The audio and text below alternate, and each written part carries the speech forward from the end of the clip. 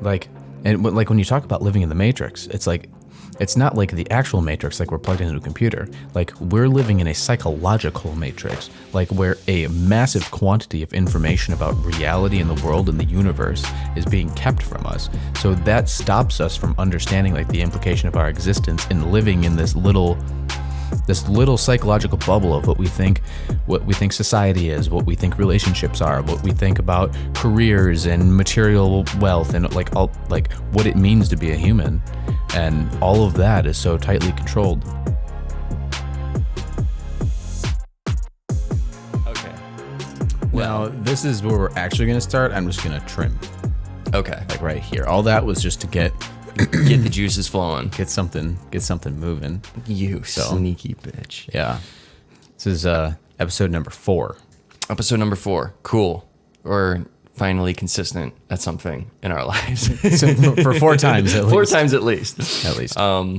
Well, I think we know where we're going with this one. Yeah, well, you know where we're going. I don't know where we're going. We'll find out at the end where we went. But I did want to start with just a little bit of a something that kind of branches off of some of the stuff you were saying in the last one. You know how you were saying that in the conspiracy bones feel that it's part of the cabal mandate, however you want to think of it, that they have to tell you what's going on the whole time. They have to like be putting it right in front of your face. And Hollywood would definitely be a major part of the workings of this whole system. Right. And I know everybody knows this song because it's a banger, but let's just read. Oh, let's just hear a little bit. Okay. Are we crazy? Living our lives through a lens, trapped in our white picket fence, like ornaments. So comfortable we're living in a bubble, so comfortable we cannot see the trouble. Aren't you lonely? Up there in your utopia, where nothing will ever be enough? Happily numb? So comfortable we're living in a bubble, so comfortable we cannot see the trouble. Turn it up, it's your favorite song. Dance to the distortion. Turn it up and keep it on repeat. Stumbling around like a wasted zombie. Yeah, we think we're free. Drink, this one's on me. We're all chained to the rhythm. Yeah, I had never gone through that before, so... And the entire song, the first time I heard it driving around in Colorado, I was like, first off, I love Katy Perry. She's just, I think she's fire. Yeah. Yeah. And like the song, the entirety of it is like, are we tone deaf? Keep sweeping it under the mat. Thought we could do better than that. I hope we can. More of the same, more of the same, more of the same. It's my desire to break down the walls, to connect, inspire. Up in your high place, liars. Time is ticking for the empire. The truth they feed is feeble, and so many times before, the greed over the people. They stumbling and fumbling, and we're about to riot. They woke up, the lions. Dude, I don't even like... I just love it. The symbolism in this stuff used to be so much more subtle. More subtle? Like if you listen to like older songs, I wonder who wrote that. I'm interested too. Because I don't think that she writes her own stuff. No. So... She might have influence over it at certain points, but yeah. They're all definitely having writers be a part of it. Yeah. It makes me really curious who wrote it because like that sounds to me more like fighting back against power rather than like, you know, like succumbing to it, like which is in a lot of the ritualistic stuff they do. Like everything from like Super Bowl halftime shows to all that, it all has like ritual occult shit in it. And like symbolism. Like all of it. It has the symbolism stuff in it. And you can definitely go from the space of like writing it off and be like, oh, it's just like, you know, what they want it to look like, or, you know, it's just like what's hip or what speaks to people. But a lot of this symbolism stuff goes into like the core of the human psychology and stuff. Yeah. And the reason why I started with Katy Perry is as I was researching the topic we wanted to actually get to, I got directed to Katy Perry's a song I had never even heard of, but the Bon Appetit thing. That's a song by her where she is literally just being prepared and served up, like cut up and like boiled alive and everything to be served to what seems to be this like occult elite. And then right at the end of the video, and I'd never seen it before, but they all like all the like chefs and everybody, like right before the elite were about to start eating her, all the chefs and everybody came behind the elite and started like binding their mouths and like stuffing apples in their faces and tying them up. And like, and then the end of the video ends with Katy Perry like sitting at a table, and there's this big old pie of like human flesh being served, and she's just like smug as fuck. And I was like, ooh. Yeah, that makes me really curious about like the symbolism in that, because how do you, like, I've never seen that before. I had never seen it's almost like disclosure in a way of what's happening, where it's like, hey, there's all these people that have been fucking shit up forever, and now it's whoever's writing the music for Katy Perry or whoever's like releasing that or letting that out is almost seems to be like shoving it in like the elite face in a way where it's like, hey, you guys thought you had this, but no, screw you. Like we're winning now. Right. Like people are waking up and realizing what's going on. That's really interesting. I'm glad that you brought that up, because I'd never seen any of that level of. Yeah. I mean, I stopped paying attention to the music videos when, I'm a Taylor Swift fan too. I can't help it. I like a fire beat and some powerful females. So sue me. But there was just so much like crazy, creepy symbolism happening from like the Taylor Swift stuff to like the Dark Horse stuff with Katy Perry. And I was like, I don't think I can watch these videos anymore. These are just kind of like, they make me feel weird. Kind of uncomfortable. Yeah. Like I'm just watching and I'm like these symbols all have precedence in history as well. Like, Right. Yeah. That's why I never really listened to either of their stuff on a regular basis. It's just like whatever came out of the radio, I would learn it. Like Dark Horse, obviously everybody knew that song. Beat. Right. But there's a very distinct difference between that and these things. Like, when did those songs come out? Are they newer? Yeah, they're newer. Like in the last year type of newer, or? I don't know. I can bring it up for you and see when songs are released.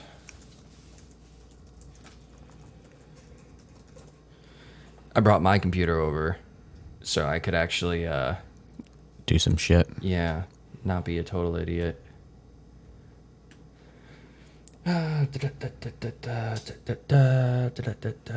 We need a Jamie.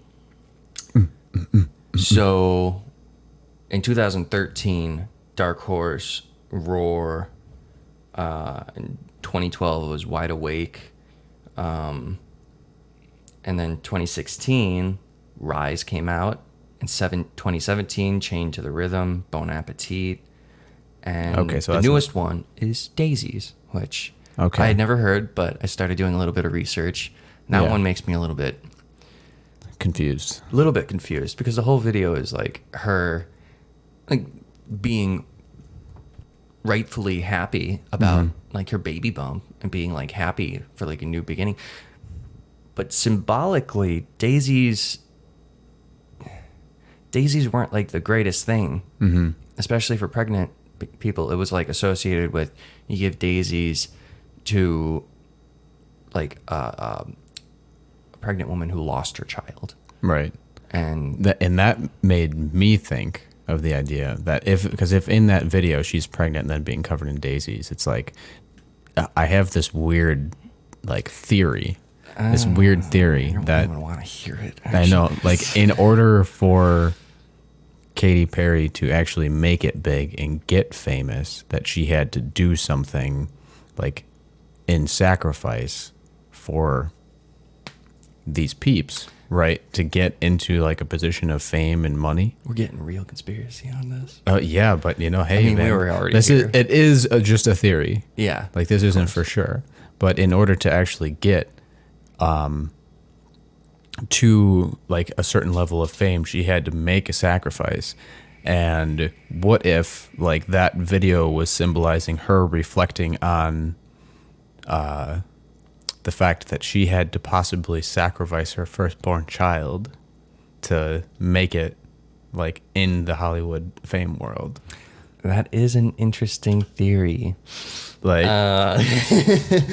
I don't know. Who knows? that's like literally only like a few minutes of research looking at some symbolism. That's Just some interesting total theory. Total theories that we're just like coming up with Throwing on the it fly. out there. But it is interesting. Yeah. It might be total garbage. Who knows? Right, for sure. What we can talk about is this oh Jesus, what's her name? Marina Abramovic. Abramovic, whatever. Yeah. Maybe y'all have heard about her a little bit. She's the one who was in a somewhat recent Microsoft ad where, I mean, it got pulled. And when I was doing my initial research on that, the reason why it got pulled was that alt-right conspiracy groups all started connecting her to Satanism. Mm-hmm. And I'm like, what makes them alt-right, first off? Right. Like, what exactly makes them alt-right? Like, is it because like they support a certain candidate or something? Or like, it doesn't seem to be necessarily associated with the things they believe. It's just a label associated with them because some of them believe that like, Trump is good or something like that. And I don't know if it's that easy to just like label people as alt-right. Right. Like just because like you need to have something to base that on, because alt-right's a pretty vicious thing to throw at someone. Yeah. Are you saying that they're saying that she was alt-right? No, that the reason why they pulled the ad after Bill Gates had it in a Microsoft ad, the reason why they pulled it so quickly and so quietly was because she was being overwhelmed with people being like, that's Satanism. She's a Satanist. Like, blah, blah, blah, blah. Which, again, guys, Satanism, if you look up Satanism, oh, hey, Shapiro, what's up, dude? Yeah, that's not, they can't see that. Oh, they're okay, just looking never at mind. you right now. And never mind. Satanism isn't like, when you look into the doctrine of Satanism, it's not actually anything about that. So anybody who's going around calling people Satanists is actually kind of uninformed. Like the whole perspective that they're coming from is like, she's not lying. She's not a Satanist. She's a Luciferian, which is a very different thing entirely. Okay. I see. Okay, I see where you're going with this. But so this lady, I think her connection, the way that she is connected to like elite, powerful people, whatever. She does these. They're like art galleries and art shows, I believe. And a lot of the like powerful people, like you're talking about like the Clintons and Anthony Podesta and a lot of the people that are higher up, they are all about this girl. And she does. The best way to even come up with it is just to show you like what she does. Yeah, we're just gonna have to try to get the Gates the ad that was running in the Bill Gates stuff. What's her name? It is. Oh Jesus, Marina, I think. Where'd the name go? Marina. If you oh yeah, okay. I found her. Yeah, I found her. Okay, so this lady, Marina Abramovic. Let's go to. She's a conceptual and performance artist, philanthropist, amongst other things. Sounds all really good. Feminist art, you know, like good, positive things, all up on her Wikipedia page. And everything seems totally chill. Like, who's to judge what art means, you know? Until you look at her art. Because isn't art supposed to be a reflection of, like, the vision you hold inside of yourself and, like, things that you believe and the perceptions, even if they're, like, the dark parts of you. Right. But her art is exclusively fucked up shit. Yeah, really fucked up Go to the shit. images. I bet you they'll just pop up with just her name. Go to her images. Do an art installation or something. So let's see. I wish. See, this is all totally chill. Right. Like, why Like, is none of this? I remember like this one where she's like sitting across the table from people. That was like a beautiful thing I saw forever ago, where it was a special art installation where she sat down and then people would come and then they would spend like 15 minutes just staring into each other's eyes. And this was like the art installation. Mm-hmm. And it was beautiful, even more beautiful when seemingly out of nowhere, someone from her past who she shared like a long-standing relationship surprised her and sat down, and she like opened her eyes and and they were both staring into each other's eyes, and they just started crying. And I was like, oh my God, that's so sweet. Little did I know that the stuff she's really into is like this. Okay. Oh, here we go. Your art is holding up a bloody goat skull for one. Here we go. And then the installation she's inviting all of these elites to, like Tom Hanks, people like that. Really high level elites, Lady Gaga, which, you know, seems on par with Lady Gaga's stuff. She does like super cool, weird shit. Ain't got nothing wrong with that. Mm-hmm. But the whole art installation she's moved into is now eating people, making people edible. And everybody just comes over and takes a little taste. Yeah. Like there's a lot of like messed up shit that she does with like women's like period blood, menstrual blood, and she like puts it into buckets and then mixes it with like other weird bodily fluids. And I mean, then, I don't like, got a problem with like natural. and then paints with it. I mean, I don't necessarily even have a problem with that. It's, hey, get out of here. Sorry, my cat's getting in stuff. He's just. What? Get out of here. You're what crazy. Are you doing, you little monster man? I know, you're adorable. He's just pushing cords all over the place. Yeah, he's trying to fuck some shit up. All right, but anyway, yeah, she does really, really weird stuff. I want to be able to find that commercial, that like whatchamacallit commercial. I also think it's interesting that you can't find too much about her when not too long ago, you were able to find everything from her. Yeah, and a lot of this stuff on her was like pretty much out in the open like a year or two ago, maybe 2 or 3 years ago. It's when the Bill Gates stuff popped up that the, you know, quote unquote alt-right groups decided that she was bad, you know, because they just decided that on a whim, not based on anything at all. Yeah, I don't know where all of her, like there's a video on her as well. You're going to have to dig for it, honestly. There's like an actual video of her doing her weird art stuff.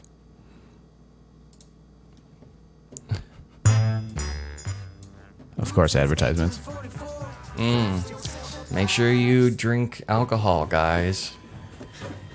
All right, yeah, what do we got here? Ooh. Vox? This is from The Vox. Illuminati's that shadowy cabal that controls the entire world and ensures free will's an illusion. They've got a big Facebook page. Celebrities like Jay-Z are accused of being members. And there are weird YouTubers like this guy. They had weirdos standing up everywhere. Okay. And Alex Jones. Yeah, I don't know where her shit is. I have no idea. But there was a video of her doing the thing that I was talking about with menstrual blood, and then like semen and shit as well. Like wait, cooking. I actually Some weird spirit cooking shit. it wasn't too far away that I actually found some quotes. You know, just interesting little things. Sorry, I keep moving away from my mic. I'm gonna have to look this up. We need to have a person that does this. Too much blank space is not good. Yeah, sorry. Ooh, if you just Google art, Marina Abramovic art, you'll get some interesting pieces Get some good stuff. too. Yeah. Well, I guess what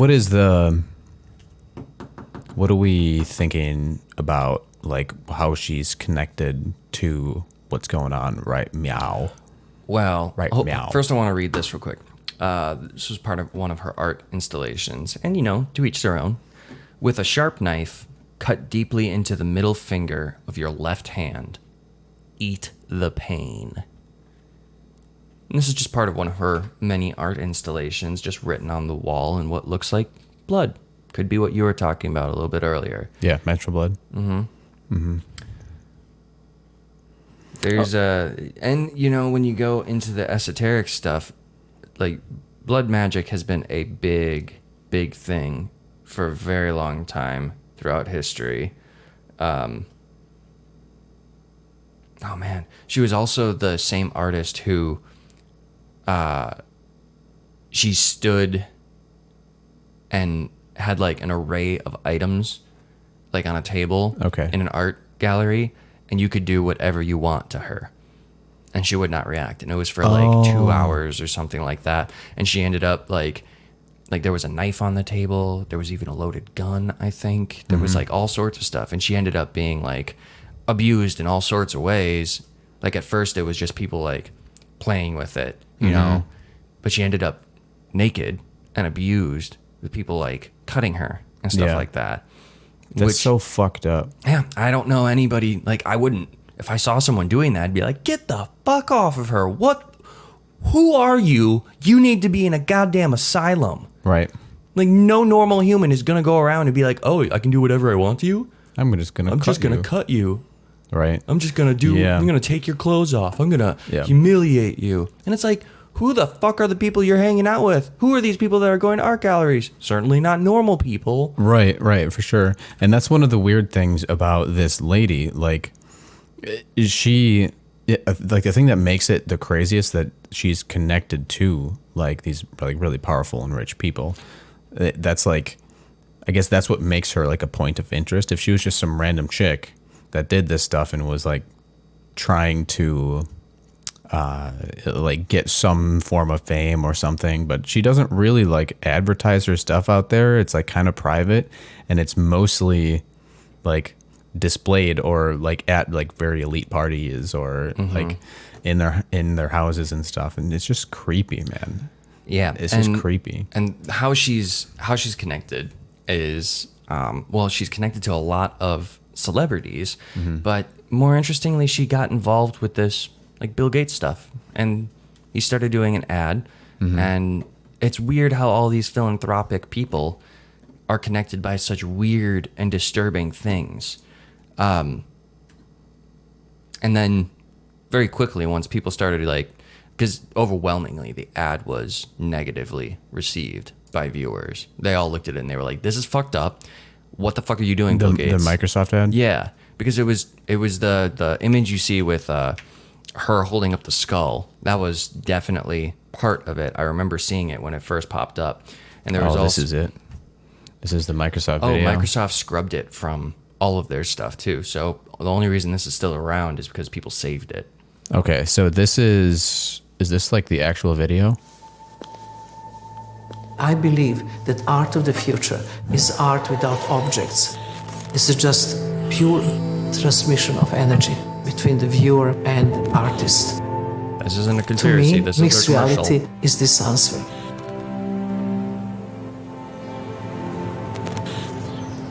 This was a unique opportunity to take the most legendary artists working now and capture them in such a way that they are translatable forever. If you're a collector, you're trying to find works that break new ground. We here at Christie's believe that this is that. And it will be the first time that a mixed reality artwork is sold at auction. There was always a question what you buy when you buy performance. You buy the video or you buy the edition of photographs. Here, you actually can have the artist's presence in your collection. The first thing that we had to figure out was you had to feel that you were in the room with Marina, not a document of Marina. So HoloLens 2 was created by people who quite clearly have an interest in the audience forgetting that they are using technology. I haven't seen any fucked up shit yet. So the purest expression of artistic intent can happen. I really want viewer to be with me in the space, in here and now. The life is dealing with what is going to stay after I'm not there anymore. And I can face myself. And that's a frightening experience. Really like you're facing your own ghost. There is always this great idea of Do you think immortality. that maybe- once you die, the work will never die because the work of art can This is continue. like the scrubbed in performance, version. the piece is only in This the doesn't memory seem of like the audience anything and that should nowhere be else. removed. Here, I am kept forever. There was Marina Abramovic. So okay, so I think what it is that they pulled this video just because of who she is. You know what I'm saying? You think? Like if you look her up in the stuff that she does in the weird spirit cooking stuff, I don't think that it was the video itself that was messed up because there was nothing really fucked up about that. No, that was just But when you go into her actual stuff, it's like it gets really weird, really fucked up. right. Okay. Yeah, never mind that. But yeah, I for some reason I thought there was like more like messed up stuff in the actual Microsoft video itself. Yeah. But to me, I think it makes more sense to me that they pulled it just because of who she is and what she's like accused of, rather than what was actually in the video. So I don't know. It's interesting. But I remember seeing stuff on her, like the very first time that I remember actually hearing about her was probably 3 or 4 years ago. Like obviously InfoWars stuff. And Alex Jones was talking about her, and he like there was like videos of her doing the weird spirit cooking stuff, and he was talking about how she was at all these elite parties and everything, and that was 3 or 4 years ago. So, and then after all of that stuff, it was no. The way that he found out about that stuff was through the Clinton emails, through the Podesta and Clinton emails. Which I actually, I've got a quick reference. You can just look up the Podesta emails. They're all archived, just straightforward. Yeah, but those emails directly referenced like the spirit cooking and like spending the money on that's like where all the Pizzagate stuff started. Ooh, and that's a whole topic It that all just got came- wiped. Right, it all came from those emails, and this lady was like she was found basically to be connected to everybody through those emails. So Yeah, pretty straightforward. The email just says, Marina wants you to come to dinner. Mary. And then Tony, I'm so looking forward to the spirit cooking dinner at my place. Do you think you'll be able to let me know if your brother is joining? this is Anthony Podesta All my love, Marina. It's the correspondence between the two. between the two. And it's just, this was the direct. If you're just like being like, oh no, they're not actually like connected. All these things are just separate. No, they're just compartmentalized. Yeah, I know it's really interesting how they talk in the emails too. Like they're careful, but they use like code words and shit in those emails. They need to do a full like diving into that computer that they found. There was like Anthony Weiner, Anthony Weiner had I forgot to do the thingy. You're fine. Anthony Weiner had a laptop. The dude that they found like doing the weird like sexting 15-year-old girls and doing all that kind of stuff. They have his laptop that they found a bunch of like kid porn on, like child porn and like shit like that. But there's a whole bunch of stuff on there that was not able to be gone through, and they just like put it into an evidence locker, and it's never been further gone into. And there's like 30,000 or something like emails. There was a prosecutor that when that stuff was like taken, they were also a part of like going through the evidence and everything. And the quote I read was that like hardened officers, people who had been on like bloodbath scenes and like dealt with like saving people and like losing people, there was stuff on that laptop that made them throw up. Yeah, that literally made them sick, and they couldn't like look at it anymore. But no, just disappeared, completely gone. Yep. But they need to open that shit back up, man, because there's like evidence against people in there. Like that shit needs to come out. So Yeah. And if y'all thought that, you know, like Bill Gates just made a little mistake, he didn't realize what he was getting into. He was just like incorporating the big artist of the time, the most like provocative kind of artist you can find. Did you know about Bill Gates and Jeffrey Epstein? Because they were homies.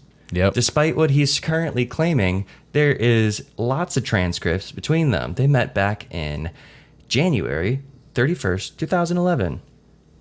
That was their first meeting. They were joined by Dr. Eva Anderson Dubin, a former Miss Sweden whom Mr. Epstein had once dated, and her 15-year-old daughter. The gathering started at 8 and lasted several hours. According to Miss Arnold, Mr. Gates' spokeswoman, Mr. Epstein subsequently boasted about the meeting in emails to friends and associates. Bill's great, he wrote in one, reviewed by The Times. Mr. Gates, in turn, praised Mr. Epstein's charm and intelligence. Emailing colleagues the next day, he said, "A very attractive Swedish woman, and her daughter dropped by, and I ended up staying there quite late." Yeah. Yep, Mr. Gates soon saw Epstein again at a TED conference in Long Beach. Attendees spotted the two men engaged in a private conversation. In 2011, May 3rd, Mr. Gates again visited Mr. Epstein at his New York mansion, according to emails about the meeting and a photograph reviewed by The Times. The photo, taken in Mr. Epstein's marble-clad entrance hall, shows a beaming Mr. Epstein, flanked by luminaries. On his right, James E. Staley, at the time a senior J.P. Morgan executive, and former Treasury Secretary Lawrence Summers. On his left, Mr. Nikolic and Mr. Gates, smiling and wearing gray slacks and a navy sweater. I don't know why that was important.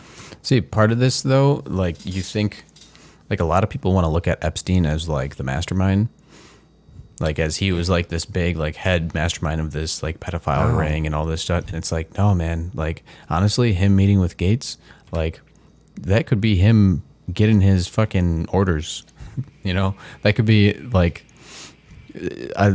personally, I feel like Bill Gates is significantly higher up on the elite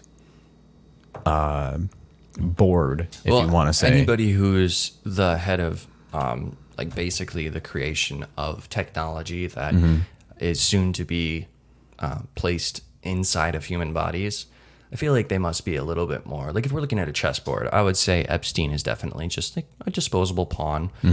Like, Definitely. Not really important. And Bill Gates wouldn't even really be that important. He'd probably be like, what are they called? Like a castle? One of those things in the far end, far away from the king. But, you know, you use them. You use them a lot. They're one of the more useful pieces, in my opinion. For sure. For sure. Like, truthfully, like, whoever the head of the occult is probably somebody we've never even seen or heard of before. No, even like the Rothschilds and the Morgans and all of these like banking elites, the fact that we know who they are is probably is a huge marker that they're not that important. Yeah. Man, it's interesting. Like, this shit can go all the way up on the level to to an actual, like, something metaphysical, like some form of metaphysical entity. You know what I mean? Like, where there's actual communication between some dark force from another dimension. Oh, we're getting real heavy. Yeah. This actually goes into some interesting material, and probably controversial as fuck, but the Law of One stuff. I don't know if you ever made your way through it. The Law of One is something that was originally, like, I think it was supposed to be channeled through, like, Thoth, you know, the bird-headed creature, like, way back when. And it's been rechanneled again because it was distorted and turned into, like, all sorts of religions. But basically, it talks about the same sort of things that you had mentioned, where they have to disclose everything they're doing. And that's a basis in the Law of One. And this was like channeled back in, I think, the 70s or something like that. Okay. Very interesting stuff to read through it all, because it's all very metaphysical and very, like, it just kind of resonates as like, oh, that explains a lot of just reality, actually. Yeah. And part of it is you can't do something like this to a population without them being informed about it in one way or another. Right. And they found this loophole being like, well, I think it goes to this other quote. I think fits very nicely.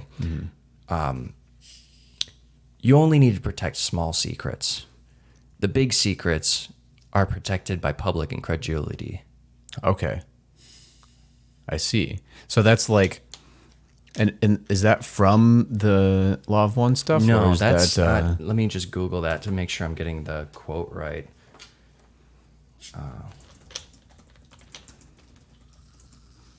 because I've heard of the Law of One. That's a book, right? It's like an actual book. It's been put into a book.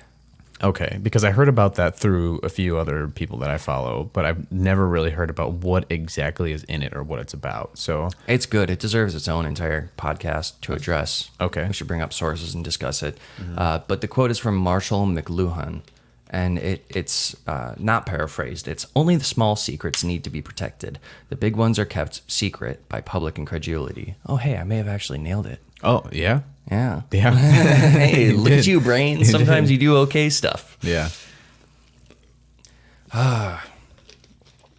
And really, like everything big, everything that could be like even going to the ancient history stuff, which is now being exposed more and more and more, where we are, if you're paying attention to the way history is unfolding now, we have pushed back the dating of like humans and anatomical humans from like, we've pushed it back like 50, 60, 80, 100,000 years.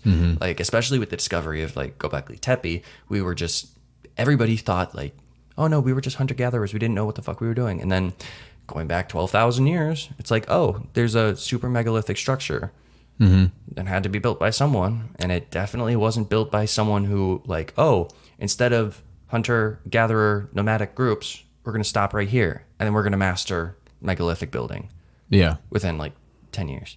right. Like something predates that. So we're continually having to look at history and push these things back. And that is being absolutely like ignored by the most mainstream folks. Cause it's like, we don't have to believe that. That's impossible. Right. It's like, but the evidence says otherwise. And aren't you guys supposed to follow the evidence? They're like, nah, bro. Nah. We don't have to do that. You a pseudoscientist. You Fuck don't know the what evidence. the fuck you're talking about. We don't need to talk about the evidence. But that's like a that's a part of the whole like the worldview of some people's view is that this goes like especially into the Graham Hancock, Randall Carlson stuff. A lot of the stuff that you have talked about before, like to me specifically, that we'll probably get more deep into on this. Yeah. But that there was an actual like ancient civilization of humans that is significantly older than we thought it was. Like it was something like 14,000 or Honestly, you can keep going back and back depending on what sources you're looking at. yeah. But the view of history that we have right now is completely and totally It's very whitewashed of everything that would be incredible or magical or make you think humans were more interesting than we are. Like our history is boring as fuck. yeah the like the mainstream Yeah. history. Yeah, that's pretty boring. Yeah, that's why people don't like history. But as soon as you start looking at like these little nuggets and pieces here, like the fact that like the Solomon stuff, like the Solomon seals and like the magic associated, like the esoteric folks talk about like the Solomon seals and all these different things. The origins of the Knights Templar, they just happened to settle their original like order, the Knights of the Poor or something to do with that. Yeah. Their original settlement, just 9 knights, was on the ruins of the Temple of Solomon, which we're not even full. Like, if you're looking online, you don't exactly know where it is. Like, no one's got like a specific spot. You can't go and visit the Temple of Solomon. But this is the space that like our understandings of quote unquote magic were supposed to come from. Right. And all historical records indicate that for the first like, what was it, like 9 years, 15 years or something like that, the Knights of the Poor did no recruiting, even though their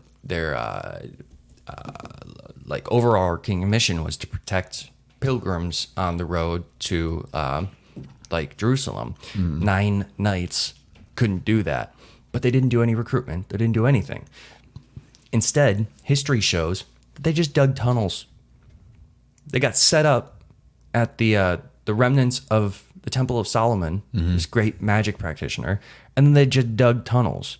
And that's not like something that's like trying to be erased or anything. That's straight up in history. For a good long while, they just dug. And then Maybe that's where Elon Musk got his idea. for the boring stuff, he's like, it's time we start digging. Getting lasers out. Get them, Elon. Yeah. Everybody, Yeah. the Elon stuff deserves a little bit of attention too. 'Cause Yeah, I want to continue on what you were just talking about first. Oh, of all. okay. Because these 9 dudes were the Knights Templar, like got together for some reason that is unknown, like what their mission was. Did they have like a mission statement? Did they have The mission statement was to protect the pilgrims on the road to Jerusalem, the Holy Land, and then ultimately we all connect the Crusaders, like Templars, together, and we're like, oh yeah, they were the people who were fighting for Christendom, and they were just defending Christ, the faith, against anybody who didn't believe that Christ was Savior. Okay. So that doesn't feel like esoteric, though. You know what I mean? That doesn't feel like weird or spooky. Like what gives them their spooky vibe? You know what I mean? Oh, that's the thing. It's kind of like, well, they were a little bit whitewashed there. Yeah. Like all of the most interesting parts of the Templars seem to have been pushed to the bottom of the barrel and unimportant, and now they just talk about like the atrocities basically that they committed in the belief of their faith and all these other things. And interestingly enough, in France, I think it was in like 1312 or something like that. After the Templars had been well established and no longer went by the Knights of the Poor, Christ people, I don't know. They were full-on Templars now, and they were rich as fuck. One of the richest political entities roaming around Europe at the time. Yeah. All across France, all the different chapters that were had, it was like King Philip IV or something, who discovered something about them, and then in one fell swoop, he managed to get every one of his loyal officers one morning. And think about the amount of effort this would have taken. In one morning, every single one of the like 200 plus chapters of the Knights Templar in France had the doors knocked on and were arrested. And the Templars after that were like completely expelled. And the thing that King Philip, I think it was the fourth, what he discovered about them is that they were no longer worshiping Christ or God.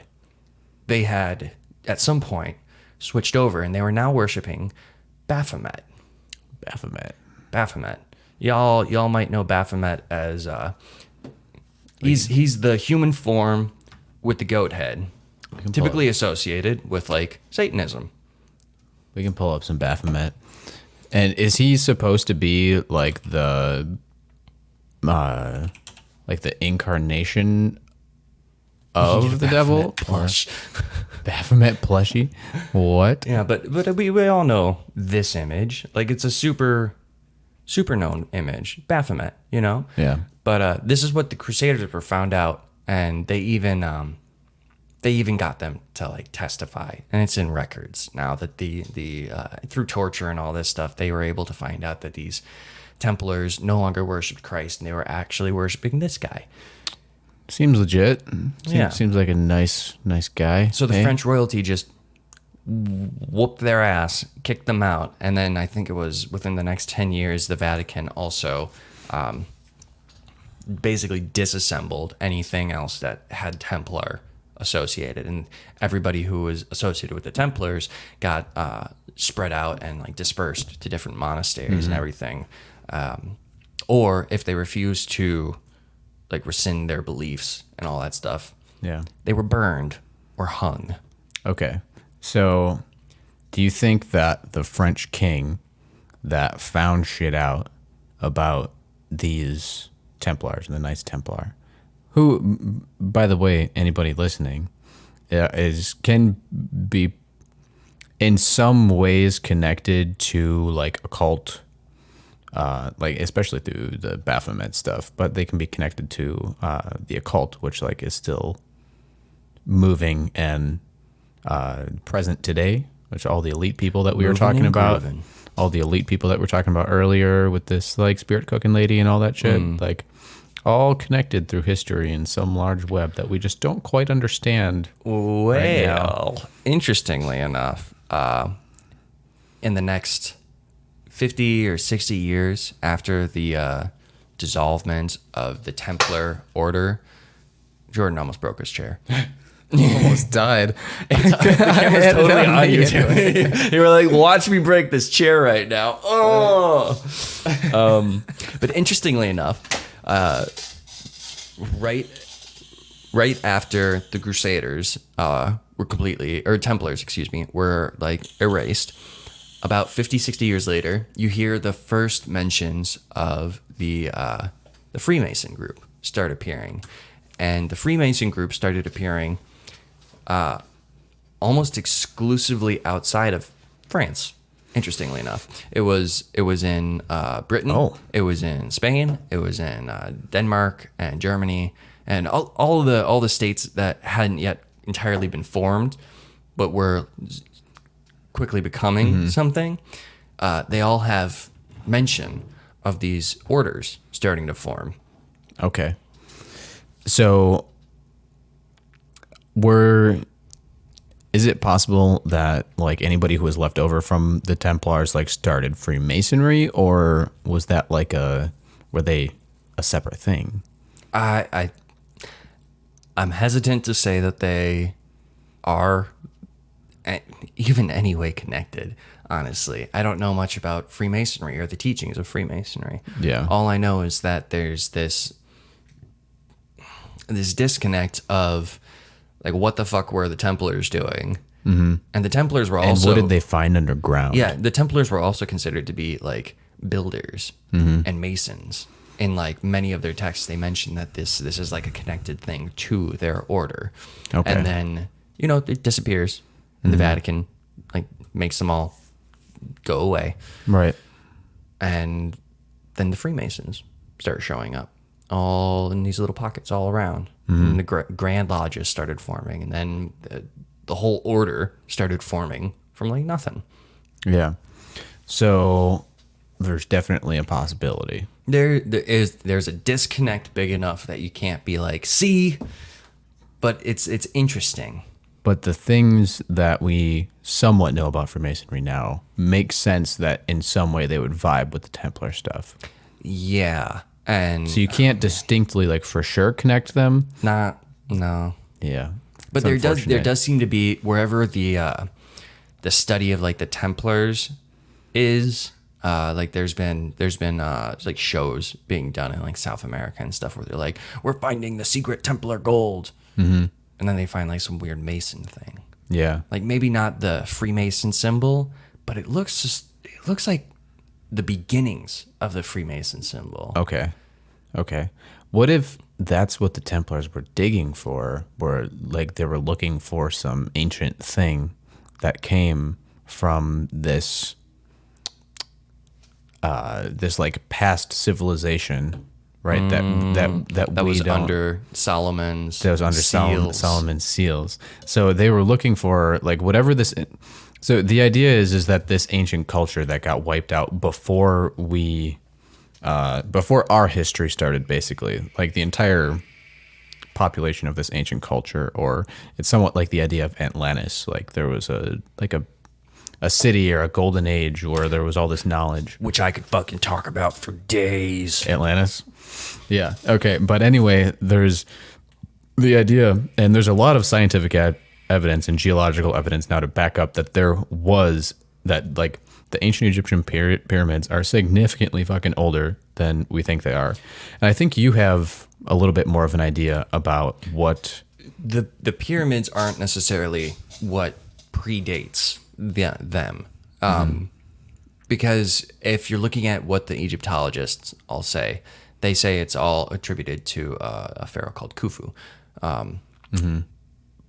but after doing some research on Khufu, he sounds like a goddamn narcissist. He made everything about him. He tried to make the goddamn Sphinx about him. The Sphinx is the damning evidence. Yeah. Because one, just using critical thinking, if you bring up an image of the Sphinx and you look at it, proportions are all wrong. The tail and the paws match. The head looks like it was carved down from something. Yeah. And now we've got this fun technology where we can backdate stars, like the progression of our planet through the solar systems. The precession of the equinox. Yes. And interestingly enough, the date that Plato gives for like all of these great civilizations, like Atlantis being around and like the sinking of these things, it dates to almost the exact time frame that the Sphinx would have been at the equinox, pointing at the constellation of Leo, lion. And then if you're just abstractly looking at the Sphinx, and then you bring up like a picture of a lion laying like that, it just looks a little bit clearer. It looks a little bit crisper. And the part that mainstream geologists and scientists are having real troubles with is it's not necessarily a Sphinx that they're dating. It's the area around the Sphinx has water erosion. Okay. And this has been tested time and time again. People who do not believe it go to this site and then they test it. They do all the sample work. They do all of the crisp, scientific, college-educated geology they can, and they all get the same sort of thing. The quarry, the area around the Sphinx, has immense water erosion. The only type of water erosion that could have done what the evidence says is torrential downpours. And that part of the world has not experienced torrential downpours in thousands of years. Not even in the time of the Egyptians did they have that sort of torrential downpour going on. Yeah. But interestingly enough, because of our science, and I'm going to have to look up like exactly how they do this. Yeah. I think it's related to the sedimentary samples of the surrounding area. They've got the same time frame that the Sphinx would have been pointing at Leo. I think it's 12,800 years ago. That area was tropical. Okay. It was in a tropical region of the earth, and that was the weather pattern. This is a similar era to when the Sahara was not a desert. Okay. So So how long ago was that? I really hope I'm not getting this. Was that something like 12,800 years ago? 12,800 years ago?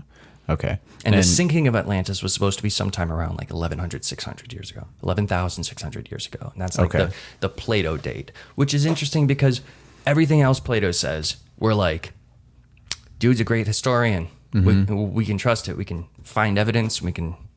Plato's on point. But as soon as he mentions Atlantis, everyone's like, Plato was just high. He just got high and made up. He just made Atlantis. that shit up because he felt like it or someone was lying to him. Yeah. But he got it in a similar fashion to how he got all of his other information through lineage stories. This one came from, I believe it was his uncle who traveled to the Egyptians, the Egyptian priesthood, and the Egyptian priesthood taught him these things. They showed him the history of the world in their written documents and through the hieroglyphs that they had kept safe at that point in time. Okay, so then, like, the moral of the story when it comes to that stuff, basically, is, like, human history is significantly older than we think it is, and a lot more interesting, and there's a lot more to it. And when you look at things like the Sphinx or the Egyptian pyramids,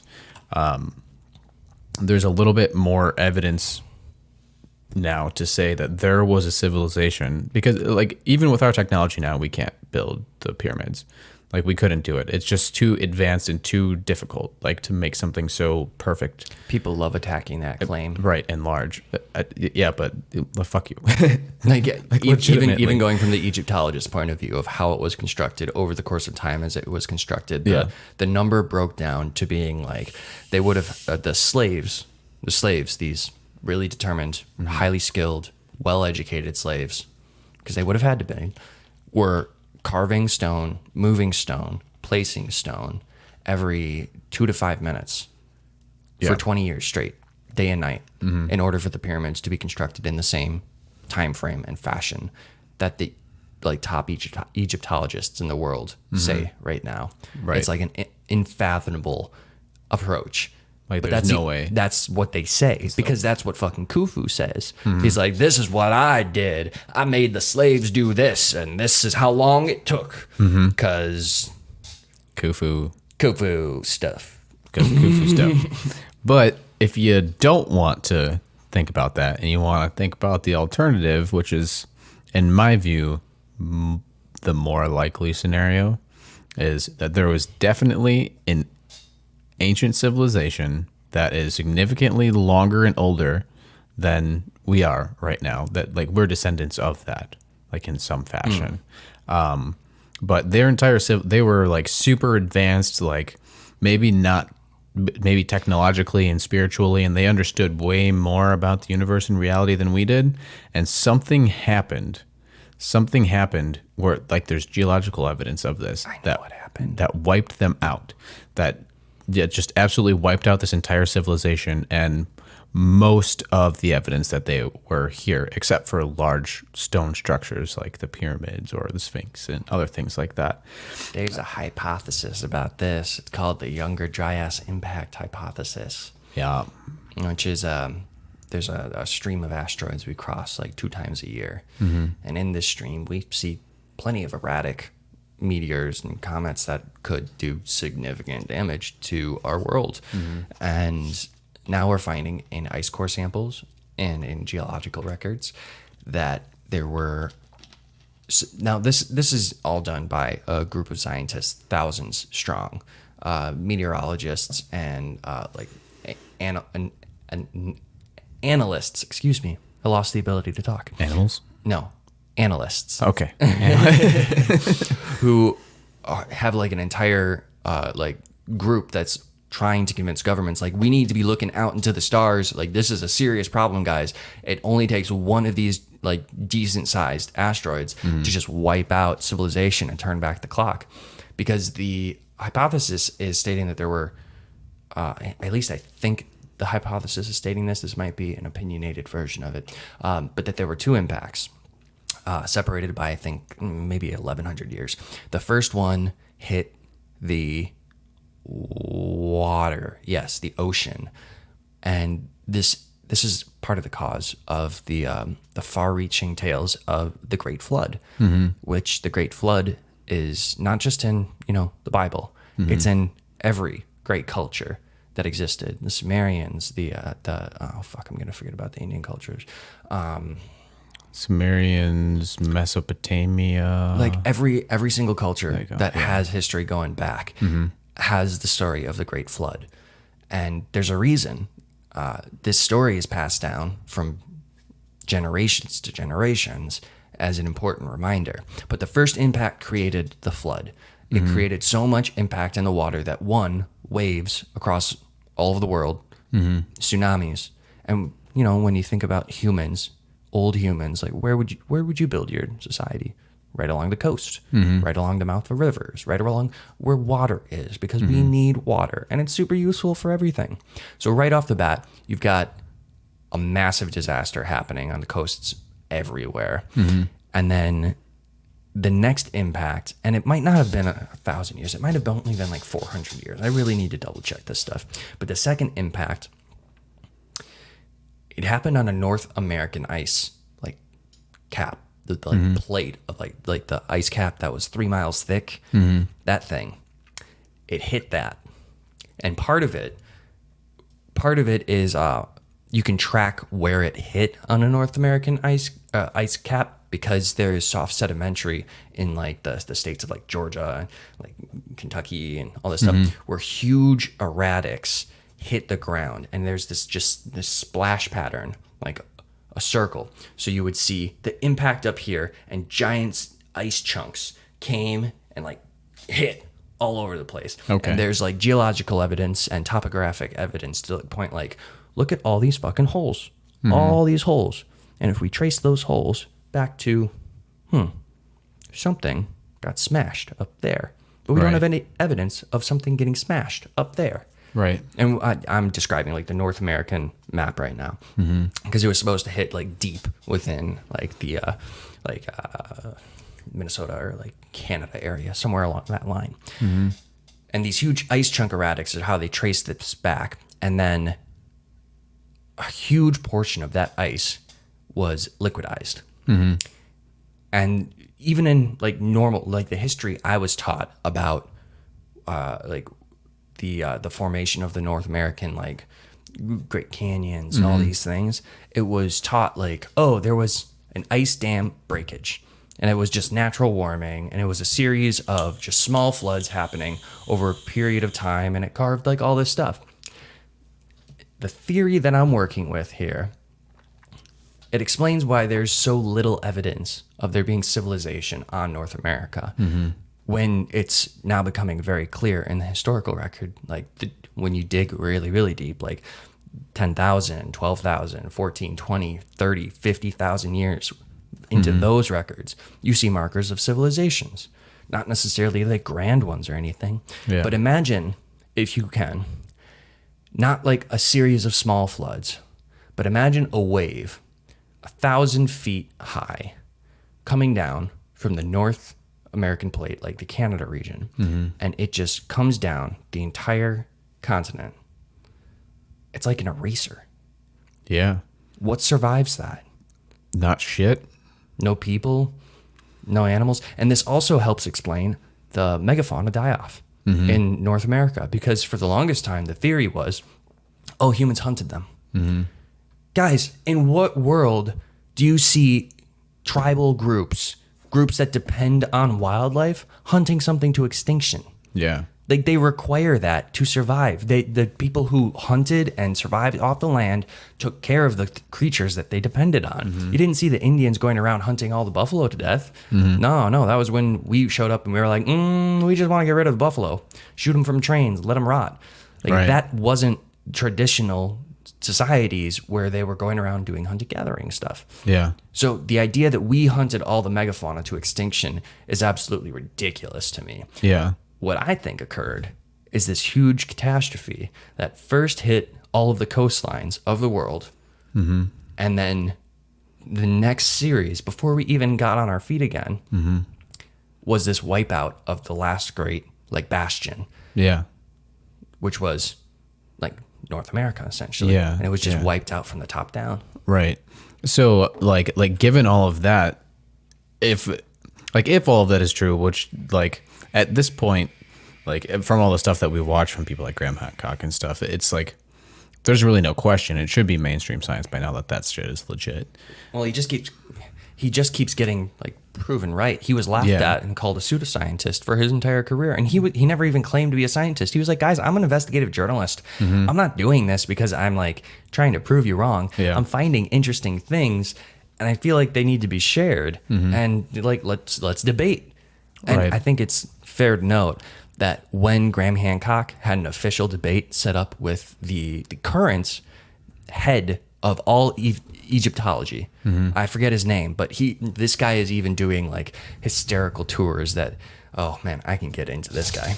Graham Hancock had an entire debate set up to debate this guy, and they both showed up, and before the auditorium could even like let people in, like he started screaming at Graham Hancock. And he was like, nothing you say is right. Everything you say is a lie. You are a liar. Everything you say is just bullshit. And Graham was like, I'm not saying anything yet. I would like to discuss the evidence. And this is all on video, too. This guy's just freaking out because he refused to actually have the debate publicly because he knew what Graham Hancock knew. At first, when he agreed to it, he didn't know anything about Graham Hancock. He thought he was just like some guy. And he was confident that his higher place in the Egyptology world would allow him more knowledge than anybody who would come in. But Graham Hancock was pretty on fucking point. Right. And he had references from like scientists all over the world who had also done independent research on these things. Right. And that's a whole nother can of worms, is dealing with like the state of like the scientific community and like history and the update of our information and challenging, I guess, what's supposed to be known science. But circling back, like if all of that stuff that we know at this point is true, and that there is evidence of an ancient civilization that used to be here, like they had to, like, given their ability to build the pyramids of Giza, and especially with their knowledge of like astrology and like all of the stars and how they line their buildings up, like with the stars, like they had to know a lot more than like we even thought, like the representation of Egypt that we know as, 2,000 or 3,000 years ago or whatever. So whoever the civilization was that built the pyramids of Giza and whatever else was going on in that era, they were significantly smarter and they knew way more about things than we even do right now. And this is a piece of this compartmentalized puzzle. Yeah. Because if this piece became mainstream and that everybody started like looking at this evidence and being like, okay, no, we need to relook at what human history is, because now we've got evidence showing that the Americas were already populated by groups like tens of thousands of years ago, when we used to say like, oh no, they only came through on this Bering Strait land bridge. That's proven to be false now. They did come over, but there were already people here. It was already populated. The genetic markers from South America all the way through Mesoamerica and above, they all prove this without a doubt. Like the more advanced the technology gets in order to study these things, the more it's being proven right that history is incorrect. So why was history misdirected? Right. And why is it being pushed down? Because if we understood that we are actually a species with amnesia, that we actually had these like great and grand things back in the past that aren't related to our coal power and our fucking internets and all these things, like these things weren't around, it completely changes how we perceive the universe, physics, like completely and totally everything. Yeah. And if you start like adapting that worldview and understand like what our actual history is, and you start digging into like a lot of the like the hieroglyphics and the stories that are in Egypt right now that talk about like metaphysical stuff going on, if you start to understand those things, like that's kind of a way out of the like current control system. Yeah. Like if people understood like our actual history, like you wouldn't be interested in the fancy new car. You wouldn't care about the fancy loft in New York. You would be like, no, I just want to grow some plants in the middle of the woods and like be with my family. Right. Learn about like reality in the universe and like progress humanity as a whole, rather than like this like very dense materialistic thing. It would be a lot more about relationships and connection to existence. All the things that we are being told are not important, because even if like when you and I had our like spats with like severe depression and that sort of stuff, the things they did to us was, here's some drugs. Oh yeah, let's talk about it. You know what? It sounds like it's your mother's fault. It sounds like your dad treated you badly and it's his fault. No one goes in and they're like, you know what? These things, they don't necessarily happen like because of you or anything. They happen for you. And this is important. And you inside have the power to work through these things and find the happiness. Because ultimately people aren't making you feel something. You feel it in response to them. And once you understand it's from me and not from you, it changes everything. And you're on this like freedom path where you're like, oh, it's always just this dive inside of like, wait, what's this thing? And oh shit, this thing. Oh my God, I'm full of all of these misconnections. Yeah, for sure. And that's the like, if you start to understand our history and you start to understand that like there was a ancient civilization that was spiritually, technologically, and like much more connected to the cosmos and the universe and like reality itself, and they understood way more about what it means to be a human, like what it means to be existing here, to have consciousness. They understood that so much, like on such a deeper level, and like we could go all the way and follow this road like all the way into connecting to like interdimensional aliens and like how they may have interacted with like extraterrestrials in any in some form, or maybe they were brought here by them, or maybe they like were like, who the fuck knows? But we could like, that's a path that we could take. But deserves attention. Right. But the primary thing is like understanding that there is actual like scientific, geological, biological like truth saying that there is something going on in this reality that is way more than we've been told. It's way more complicated than what our standard models are right now. Like, we are so watered down right now. I think in a large way, our society is entirely built to be like back turned towards consciousness. Because think about like your daily life. You wake up, you're stressed, got to go to work.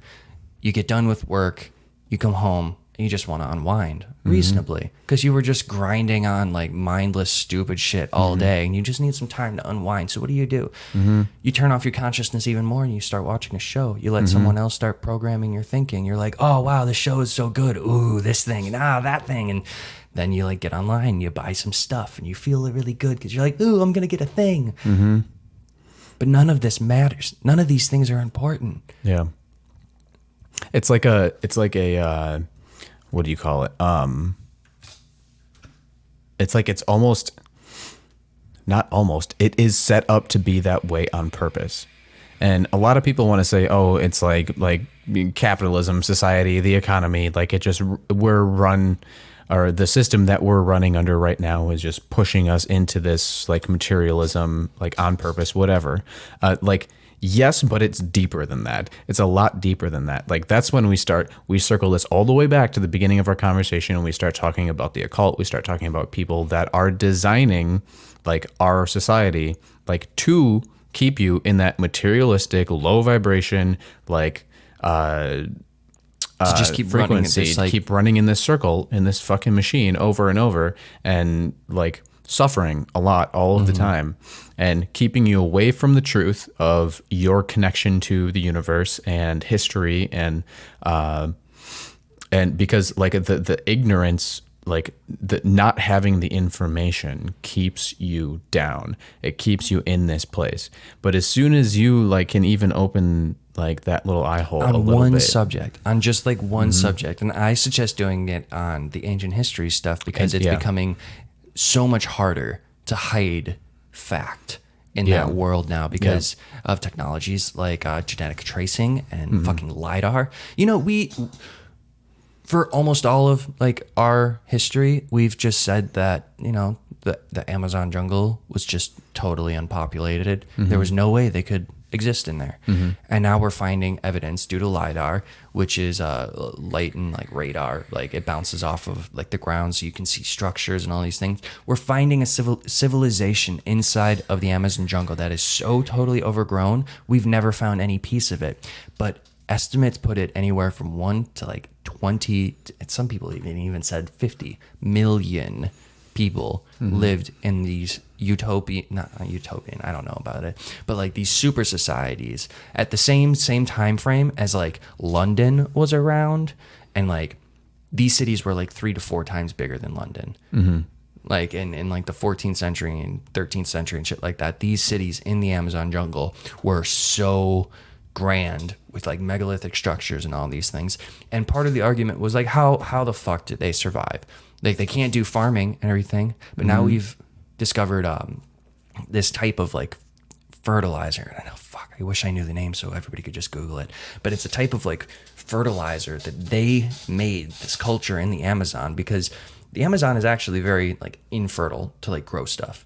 Like the plants are all competing for the same nutrients, and it gets really stripped of everything. But they were able to create this type of fertilizer that they had, like, you could see the remnants of fields where they grew crops, where they raised animals, all thanks to this technology. And as technology is coming more and more like forward, and we're able to see these things abstractly, it's like, oh shit, our history is being rewritten, but it's not talked about. For sure. And that's like another mechanism, man. And that's what we talk about. The implication of these things being true, like understanding that this stuff is true, like, is one thing, but then when you extrapolate and you look a little bit like about what that means about us right now, it's like, but like my personal opinion, like what I think is going on right now is that, like, if you want to look at the big story here, you look at like